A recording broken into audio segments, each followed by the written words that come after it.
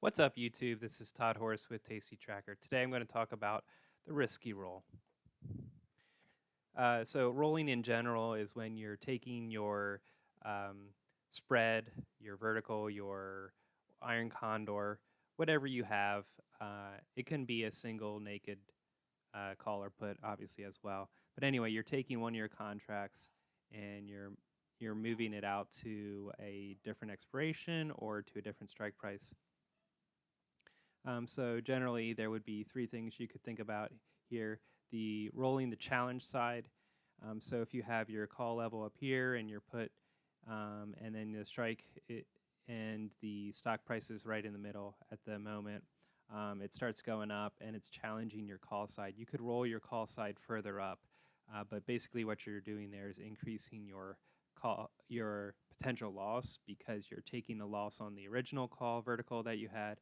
And then if the stock continues to push up, then you're going to be losing on that call. So the better way is basically to roll your put vertical up a little bit to be an iron fly or an iron butterfly, depending on who you're listening to.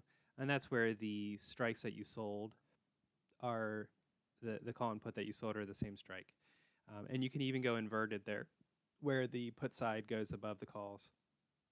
But the concept there is typically you're going to do that in the same expiration, although you could extend your timeline with that. But the whole point of that is to pull in a little bit more credit to decrease your cost basis. And obviously the last one is to roll.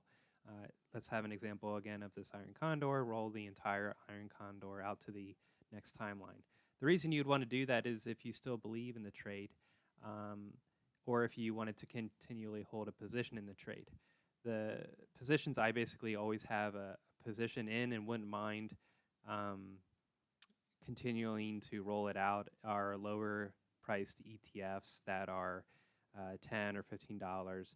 They're not going to move that much because they're an ETF and because they're lower priced. So there's really not that much risk in having a position on all the time. But that could be disastrous if you're holding something like Apple or Amazon where the price might move around a lot. And so if you're holding the same strikes month after month, you're not moving with the market and basically you're going to lose all your money.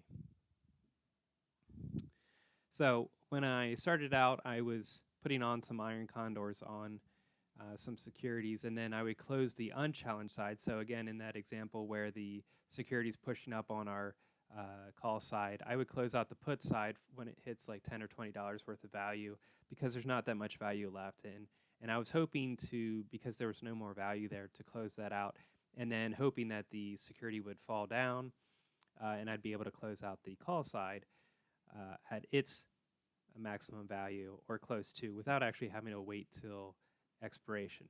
Now, what I found here after a couple months of testing that was the market doesn't really move that quickly. So the call side would be continuing to be challenged and the put side continued to not be challenged. And so basically because I closed out early, I left all that profit on the table. The next thing that most people do, I guess, would be rolling out the entire iron condor to the next month. But you get some issues with that if the outside legs are worthless. Again, if it's a lower price ETF, or if you did a really wide iron condor or iron butterfly, your outside legs that you purchased will be next to worthless, and that's going to slow down or even decrease the total amount of credit you'll receive when you're rolling it. I guess I should mention there that typically you want to roll for a credit. I only do for a credit or a very, very small debit.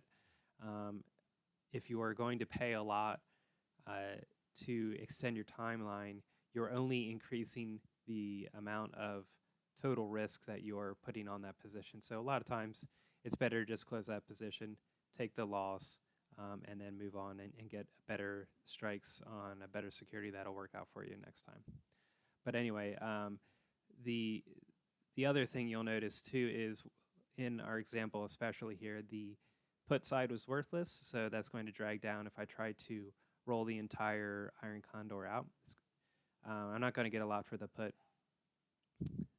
So then I decided to start testing what I'm calling the risky roll. I'm not saying I made this up, as in the strategy, and there probably is a better name for this that somebody's named it, but I don't know what that is, so that name I just made up. But anyway, so the risky roll is I'm going to keep on the puts in our scenario here to expire worthless, and then I'm going to roll the call side out, and I'm going to sell a new put vertical in the future expiration. Now, the reason this is risky is because now you have the front month's your original expiration. Those puts are still there, and so there's collateral tied up for that. And then now you have the future expiration, your new expiration, that you have your iron condor there. So until that first front month expires, you have two positions open, so you have twice as much collateral needed.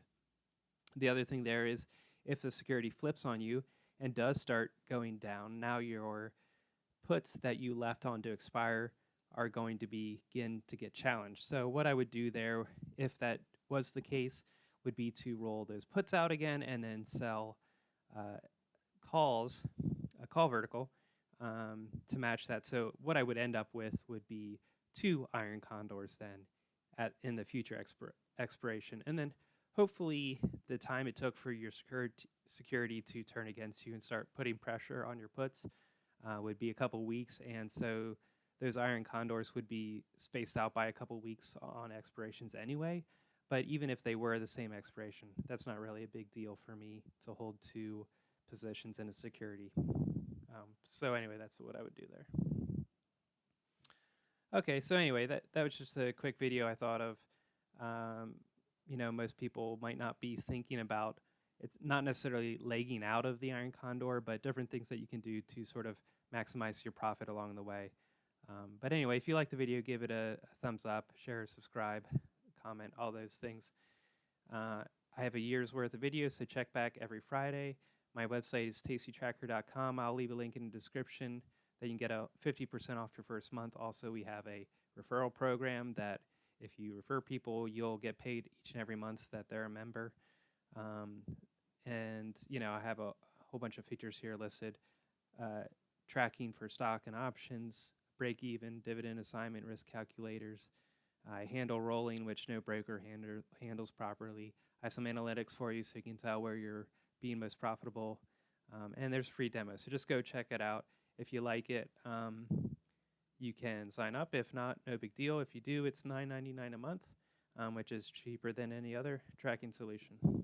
So a little disclaimer here. Everything I said here is for educational purposes only and entertainment. But anyway, read the rest of the warning there. Anyway, thanks, guys. Have a good night.